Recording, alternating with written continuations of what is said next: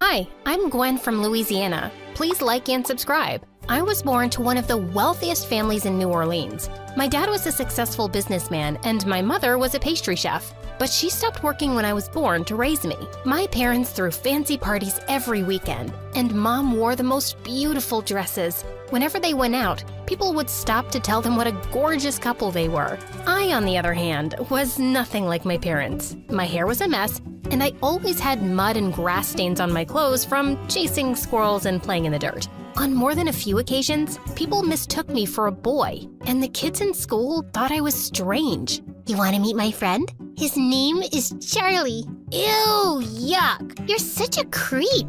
Once in 8th grade, I was watching Mom get dressed for a party, and I couldn't help asking, Mom, how come I'm not pretty like you? What? Of course you're pretty. No one has ever called me pretty except you and Dad, and you're my parents, so it doesn't even count. Are you sure I'm your daughter? Gwen, why would you say that? None of the kids at school like me very much, and I just don't see how I'm related to you two. Was I switched at birth? Am I adopted? You can tell me, I won't be upset. Mom pulled a beautiful gold locket from her jewelry box and put it around my neck. Inside that locket is a powerful secret. Beauty, success, happiness, whatever your heart desires, you'll find your answer in there. No way! It's true. I want you to have it. But you have to promise to wear it all the time to keep it safe. I nodded and opened the locket. There was a mirror inside. I don't understand. What do you see? My face, obviously. Well, that's the secret. Mom, that's really lame. One day, I hope you'll see what I see when you look in that mirror.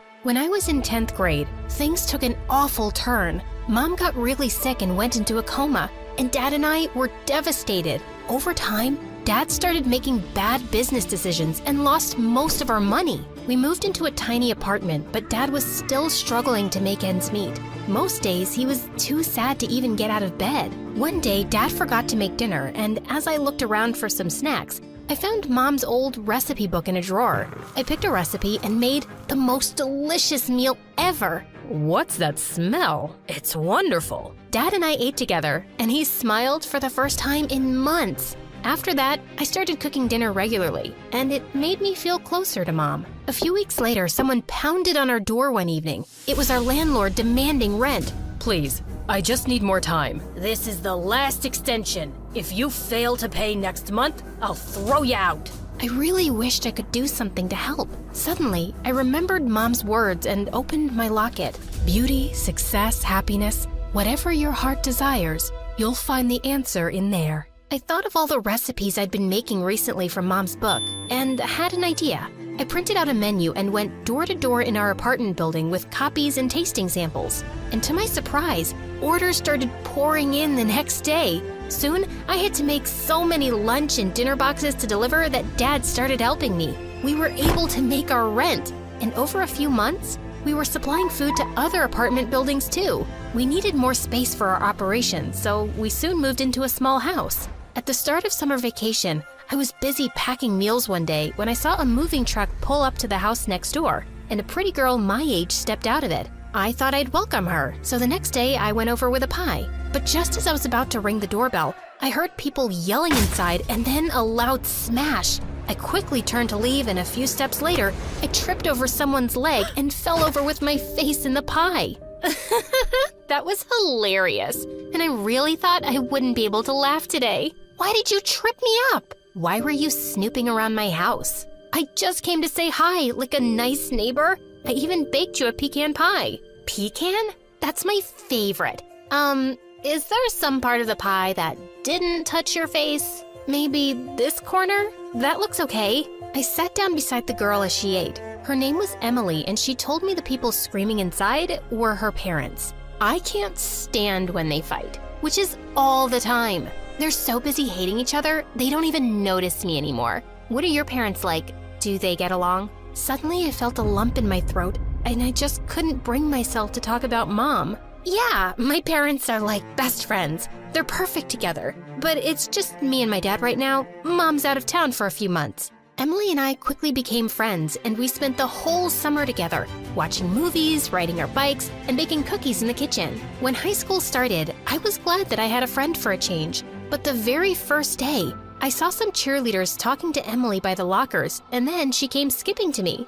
Guess what? The cheerleading captain said I've got a great look, and she wants me to try out. Well, that Candace is a jerk. She's always calling me a weirdo just because I don't paint my face like a clown or act like a bimbo. I don't know. She was really nice to me. It was obvious Emily wanted to join cheerleading, and I didn't want to sound petty, so I didn't say any more. And soon enough, I felt she started changing. Sure, she still hung out with me, but she'd run off the second Candace called her. She even started changing the way she dressed, and I could swear she was trying to imitate Candace's nasal voice when she spoke. One day at lunch, Candace and her gang walked over to us and invited Emily to a party. I'd like to bring Gwen too, please. Hey, why are you begging for me? I'm not dying to go. Sorry, Em. The party's kind of exclusive, but I've heard some rave reviews about your food, Gwen. Think you could cater for like 100 people this Sunday? I don't mind if you come as a waitress. I'd be happy to take your order, but I won't be waiting on you. You could have made yourself loads of tips, but suit yourself. As much as I disliked her, I didn't want to turn away a big order. I worked hard all weekend and Dad dropped it off at her place. But the next morning, I was shocked to find the food inspection authorities at our door. It turned out that Candace had made a complaint because she got an allergic reaction from something she ate at the party. She told me she had nut allergies and I was very careful. Well, clearly some contamination happened and we'll be investigating further. For now, we're suspending your business license for the next 6 months. I was so mad. And the next day when I saw her in school looking just fine, I felt even angrier. Candace, you have to withdraw your complaint. I'll give you your money back. It's not about the money. You endangered my life. My parents take me very seriously, and they're not gonna back off. Sorry, there's nothing I can do. You're such a witch. Emily, how can you be friends with someone like her? Yes, Emily. Why don't you make a decision already? Who will it be? Me or her? Emily stared at me blankly, then looked away. Candace smirked, and I stormed off. But later that afternoon, I found Emily waiting for me outside my house. Look, about what happened in school, let me explain. It's pretty clear to me, and I have no idea why you're here. I like being your friend, but I also like being a cheerleader. Why can't I have both? I can have those friends there, and we can always be friends outside school. If you can't be my friend at school, I don't want to be your friend at all. What's the matter with you? I just like being popular. I like being noticed and feeling seen. You don't know what it's like growing up in my house. Don't use that as an excuse. Everyone's going through something. It's not a good enough reason to be a jerk friend. You're one to talk with your picture-perfect parents. You wouldn't understand. Well, thanks to your friend, I might lose my business for good. So I have other things to worry about. Just go away, Emily. Fine, have it your way. And the next day, Emily was even worse. She actually joined Candace and her minions in making fun of me. That afternoon, I went down to a coffee shop that I knew was hiring. The owner was a kind man who was also impressed by my baking knowledge, and he immediately offered me the job. One evening, as I was at the cash counter, a cute boy with sunglasses walked in. He ordered some coffee and then dropped a $20 bill in the tip jar. I've never seen you here before. What's your name? Gwen. Nice to meet you, Gwen. I can give you my autograph if you'd like. Why would I want your autograph? You don't know who I am? Hey, buddy, I've got other customers, so if you don't mind getting out of the way, please. No one has ever talked to me like that. Well, maybe if someone had, you wouldn't act like the world revolves around you. Please, step aside now. Just then the boy pulled off his sunglasses, and everyone in the coffee shop lost their minds. OMG, Damien, I love you. I'm your biggest fan.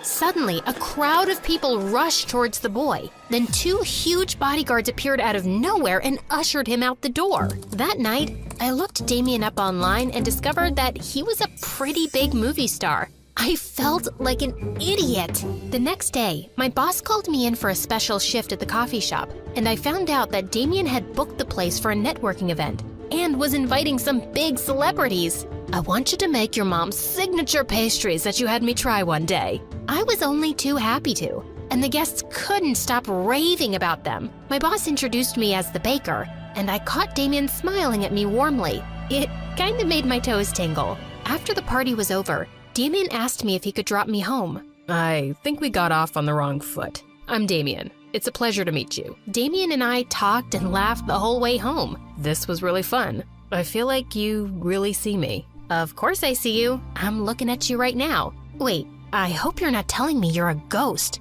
Haha, you're funny. I mean, most people just see my fame and stardom. They don't really bother to get to know the real me. Who do you see when you look in here? Not some famous star, just plain old Damien. Well, I think plain old Damien is pretty cool. Damien came to see me at the coffee shop every time he was in town, and I had a growing crush on him. One night, Emily and her friends were at the coffee shop when Damien walked in. Is that?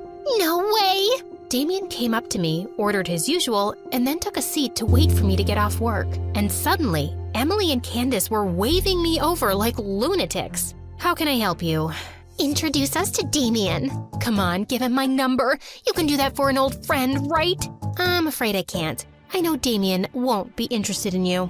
And why's that? Because you're as lame and fake as your jumbo eyelashes. How dare you talk to me like that? I'll complain to management. Go ahead. I only spoke the truth. Now, if you'll excuse me. I turned away, but just then Emily flung her chocolate shake at me. I missed it by an inch, and the shake made a huge mess on the floor. Then Emily charged towards me and slipped on it. She landed smack on her butt, and it was all over her clothes and hair. Everyone laughed as Emily struggled to get to her feet, and the loudest was Candace. One of her minions was even filming the whole thing. And by the next morning, the video was making its rounds at school, and Emily was a joke. She stopped talking to Candace and her gang, and after that, I'd always see her alone. I tried to reach out to her, but she was so mad that she refused to talk to me. And I found out one morning that she and her family had moved. She never even said goodbye. Damien and I started dating shortly after, and he even got help from his lawyer to have our license returned. The coffee shop owner wanted to invest in my business, and before I'd even graduated high school, we'd opened more branches and were supplying meals all over the city. Dad was managing it full-time, and we were doing well. But the best day of my life was when I got a phone call from Dad saying Mom was awake after 3 long years. We hugged and cried for hours, and I was beyond happy to have her back. Her recovery was so miraculous that it was even all over the local news. Late one night, I was locking up one of our kitchen locations when I turned around to see Emily. Gwen, why didn't you ever tell me about your mom? I wanted to, Emily, and I thought I would eventually, but then we stopped being friends, and it was just painful to talk about. Like, saying it out loud made it too real. I'm so sorry. I never knew what you were going through, and I'm sorry for how I treated you. I just wanted to be popular so bad, but I was never good enough, and you were my only real friend. I hope you can forgive me. Emily, you were always good enough. I'm sorry you didn't see that. What's your secret, Gwen? You seem to have an amazing life now. Beauty, success, happiness, whatever your heart desires. Inside this locket, you'll find the secret on how to achieve it. You want to know what it is? Yeah, absolutely. The secret is you. You just need to believe in yourself.